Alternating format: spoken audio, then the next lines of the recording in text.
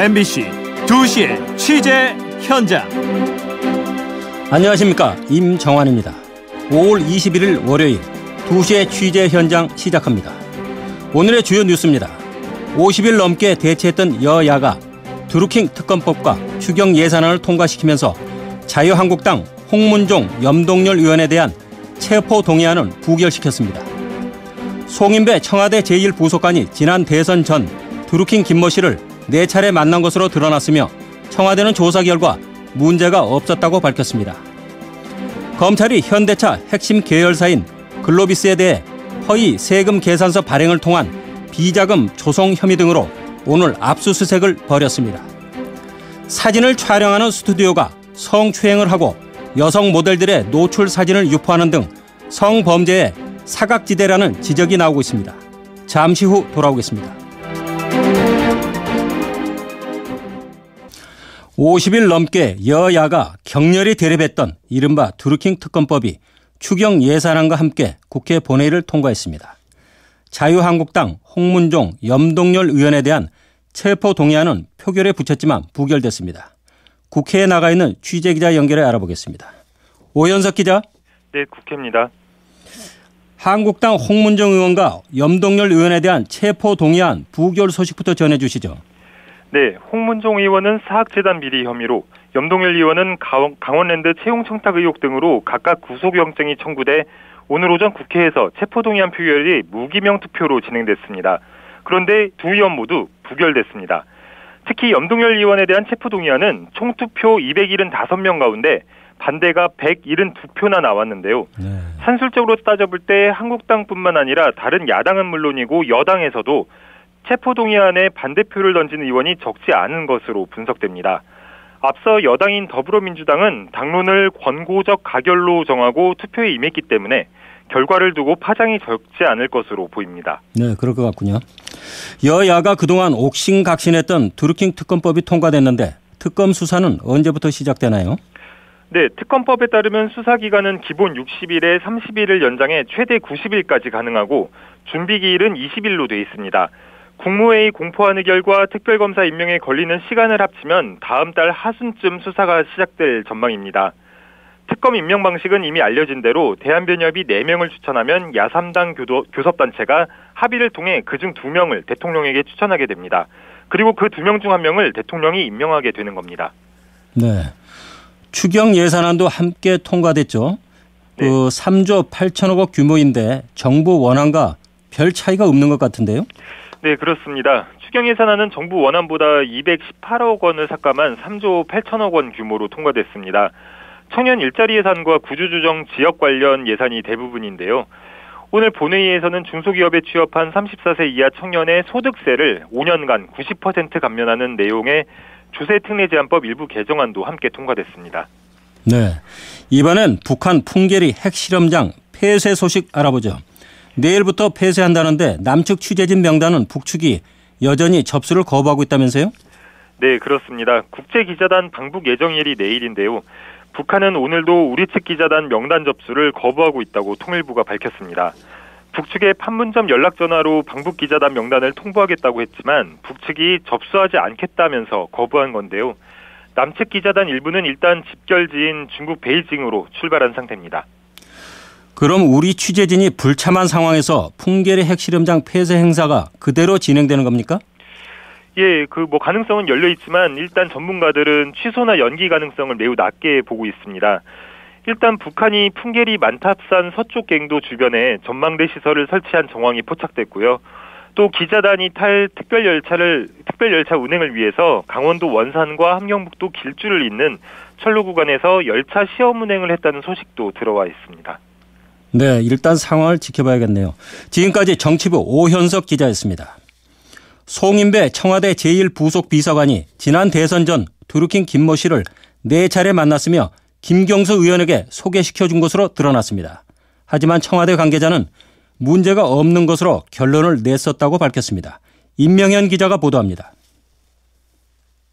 청와대는 송인배 제1부속비서관이 19대 대선 전인 지난 2016년 6월부터 지난해 2월까지 모두 4차례 드루킹 김모 씨를 만난 것으로 파악했습니다.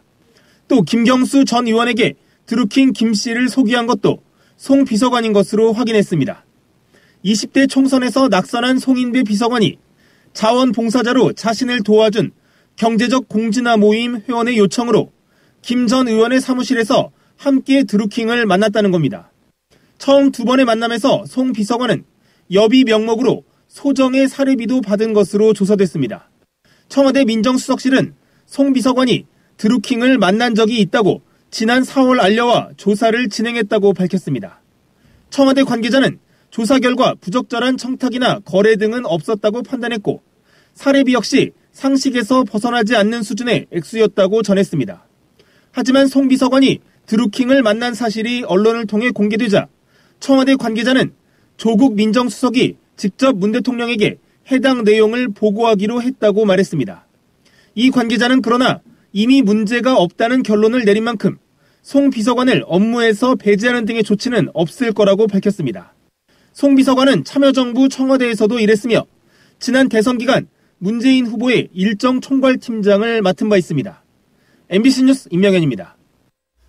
문재인 대통령이 한미 정상회담을 위해 오늘 오후 전용기 편으로 출국합니다. 문 대통령은 미국 시간으로 오는 22일 워싱턴에서 트럼프 대통령과 정상회담을 갖고 한반도 비핵화를 위한 북미 정상회담 성공 방안을 논의합니다. 이어 문 대통령은 113년 만에 복원된 주미 대한제국 공사관 재개장 행사에 참석한 뒤 오는 24일 새벽 귀국합니다. 임정환 앵커가 진행하는 2시의 취재 현장을 듣고 계신 지금 시각은 2시 7분, 서울지방 현재 기온은 22.9도입니다. 검찰이 현대차 핵심 계열사 글로비스에 대해 오늘 오전부터 전격적인 압수수색을 실시하고 있습니다. 김정인 기자가 보도합니다. 검찰이 현대차 그룹 핵심 계열사인 현대 글로비스에 대한 전격적인 압수수색을 단행했습니다. 인천지검 특수부는 오늘 오전 서울 강남구 글로비스 본사에 검사와 수사관 30여 명을 투입해 컴퓨터 하드디스크 데이터와 회계 관련 자료들을 중심으로 회사의 거래 자료를 확보하고 있습니다. 검찰은 글로비스가 일감 몰아주기를 통한 내부자 거래 비중을 낮추기 위해 유령 회사를 동원한 340억 원대 가짜 세금 계산서를 발행한 정황을 포착한 것으로 알려졌습니다. 지난 2013년 이후 글로비스가 구리와 알루미늄 같은 비철금속과 재생 폐플라스틱 등을 이른바 협력업체들과 거래했다고 발행한 세금 계산서 등이 실물 거래 없이 작성된 가짜였다는 겁니다. 특히 글로비스와 거래한 업체로 지목된 곳은 사무실조차 없는 유령 업체로 드러난 것으로 전해졌습니다. 글로비스가 계열사 간 내부자 거래 비중을 억지로 낮추기 위해 이루어지지도 않은 외부 업체와의 거래 실적을 만들어냈다는 것이 검찰의 판단입니다. 지난 2014년 검찰은 중고차를 해외로 운송하면서 허위 세금 계산서를 발행한 혐의로 글로비스 이사와 법인을 불구속 기소하기도 했습니다. 검찰은 오늘 압수물 분석을 토대로 조만간 글로비스의 구매와 회계 담당 임직원들을 불러 허위 회계 자료 작성 경위와 이 과정에서 비자금 등이 조성됐는지 여부를 추궁할 예정입니다. MBC 뉴스 김정인입니다. 유명 유튜브 진행자가 사진 촬영하는 스튜디오에서 성추행을 당했다는 폭로 이후 다른 스튜디오에서도 여성 모델들의 노출 사진을 무단 유포해 경찰이 수사에 나섰습니다. 이문영 기자가 보도합니다. 서울 구로구의 한 스튜디오에서 사진을 찍은 여성 모델 2명이 자신들의 사진이 인터넷에 유포됐다며 검찰에 고소장을 제출했습니다. 사건을 넘겨받은 서울 동작경찰서는 피해자들의 고소장을 바탕으로 수사 중이라고 밝혔습니다. 피해자들은 당시 작업에 참가했던 사진작가 10명을 포함해 2차 유포자와 음란 사이트 운영자 등 총 26명을 고소했습니다. 촬영은 2013년 10월부터 지난해 3월까지 이뤄졌으며 인터넷에 사진이 유포된 시점도 동일합니다. 이들은 스튜디오와 계약을 할 때 인터넷에 유출하지 않겠다는 내용의 계약서를 작성했지만 스튜디오 측이 계약 내용을 지키지 않았다고 주장한 것으로 알려졌습니다. 이 스튜디오에서 촬영을 한 후 사진이 유출돼 피해를 본 여성 모델은 이들 외에도 추가로 4명이 더 있습니다. 경찰은 우선 피해자 조사와 함께 사진 유출 경로와 계약상 불합리한 조건이 있었는지 여부를 조사 중입니다. MBC 뉴스 이문현입니다. 간추린 뉴스와 날씨 이진 아나운서가 전해드리겠습니다. 국내 채권 전문가의 90% 이상이 이번 달 한국은행 금융통화위원회가 기준금리 동결 결정을 내릴 것으로 전망했습니다. 금융투자협회가 지난 8일에서 11일까지 국내 74개 기관의 채권 관련 종사자 100명을 대상으로 조사한 결과에 따르면 응답자의 93%는 5월 기준금리가 현행 연 1.5% 수준에서 동결될 것이라고 답했습니다. 국회 환경노동위원회는 오늘 오후 2시 국회에서 고용노동 소위를 열고 최저임금 산입 범위 조정을 골자로 하는 최저임금법 개정안 등을 논의합니다. 소위에서는 최저임금을 산정할 때 상여금이나 수당, 식대 등을 포함할지를 놓고 논의할 예정이며 홍영표 더불어민주당 원내대표가 대표 발의한 경제사회발전 노사정위법 개정안도 심의하게 됩니다. 소방청은 부처님 오신 날을 맞아 내일부터 오는 23일까지 전국 소방서에 특별 경계 근무를 실시한다고 밝혔습니다. 소방청은 촛불과 연등 사용이 늘어날 주요 사찰 주변에 소방역과 안전요원을 전진 배치하고 산불 예방 캠페인 등을 벌일 예정이라고 설명했습니다. 서울경찰청 광역수사대는 직원 폭행 등의 혐의를 받고 있는 한진그룹 조양호 회장의 부인 이명희 이루재단 이사장을 다음 주 월요일 오전 10시에 불러 조사할 예정이라고 밝혔습니다. 이 씨는 지난 2014년 인천 하얏트 호텔 증축 공사 현장에서 직원들을 밀치는 등 직원들을 폭행한 혐의를 받고 있습니다. 스티븐 느무신 미국 재무장관은 현지 시간 20일 미국과 중국은 무역전쟁을 중지하고 상호 관세 부과 계획을 보류하기로 했다고 말했습니다. 느무신 재무장관은 미국 폭스뉴스에 출연해 미국과 중국의 2차 무역협상 결과에 대해 매우 의미 있는 진전을 이뤘고 새로운 틀에 동의했다며 이 제도를 시행하는 동안 관세를 보류하기로 합의했다고 밝혔습니다. 끝으로 날씨입니다. 오늘은 전국이 대체로 맑겠고 미세먼지 농도도 좋음에서 보통 수준을 보이겠습니다.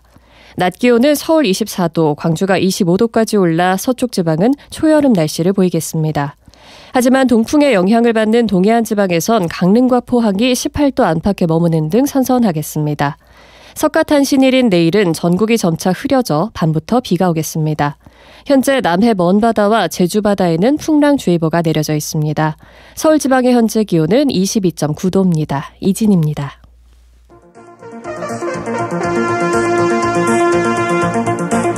오늘 2시에 취재 현장 마칩니다. 감사합니다.